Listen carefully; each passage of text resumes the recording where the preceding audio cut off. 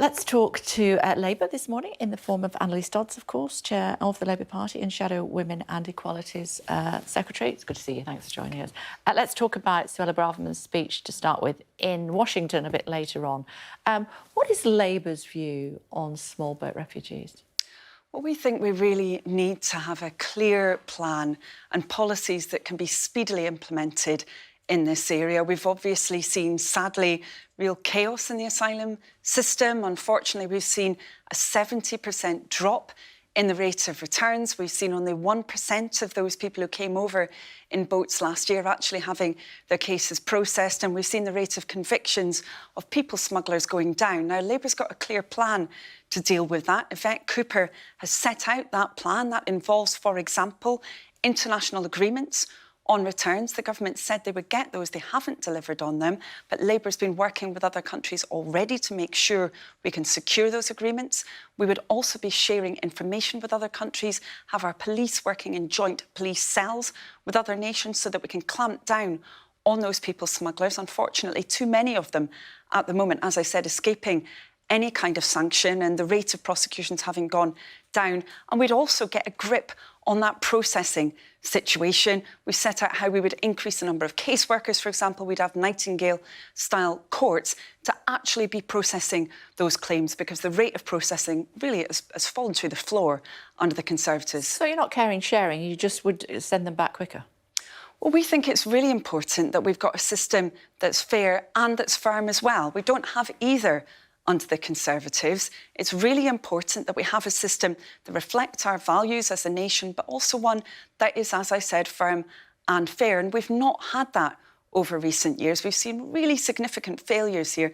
That's why Labour set out those practical policies that would get a grip on this situation. What about parents who scrimp and save to send their kids to private school? You're going to put the fees up by 20% by charging private schools 20% VAT in the first year of office? Well, we've actually seen over the last 20 years the fees that private schools charge going up pretty much year on year, often above inflation. And there's not been any drop-off in the number of students and pupils attending those schools. In fact, the number of pupils at those schools has gone up over time. We do believe... You'd bung on another 20%?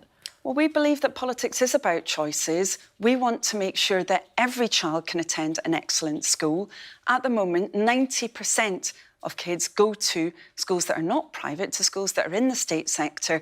We need to be gathering the money from somewhere in order to be able to deliver that change. We've been really upfront about this. So you're going to push on with that policy? Well, this is about choices. We don't think it's right to be walking away from those children and their families. We think, yes, absolutely, because we need to see that change.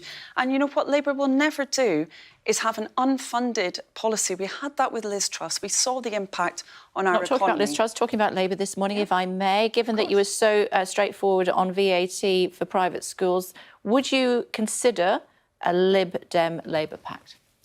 Well, no, we don't want to be seeing any deals with other parties. Well, that's fine. That's for the Liberal Democrats to consider. But what Labour would you say? No.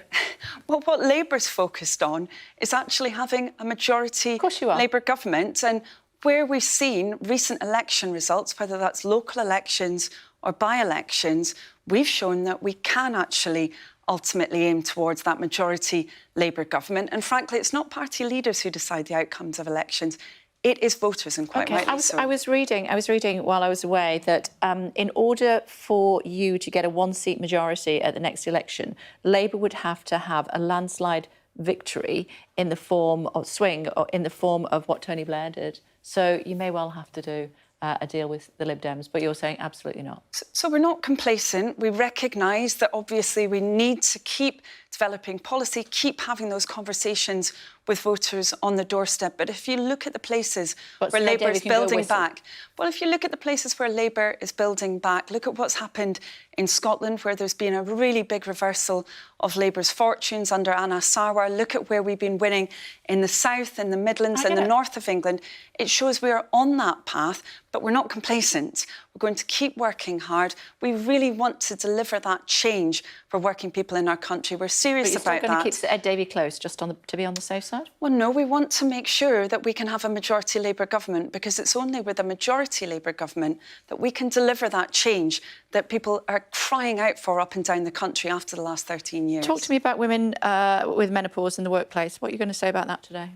So Labour's already announced that we want larger employers to have menopause action plans for their workers who are in their 40s, 50s Which we and do 60s. at Sky, to be fair. Yeah, brilliant. Well, that's great to hear. And I'm sure that Sky has found, and lots of other businesses I've spoken to have found, that actually that's great for the business as well as being great for those women, because it means that there's already an understanding there about the measures that can be adopted to support women to stay in work.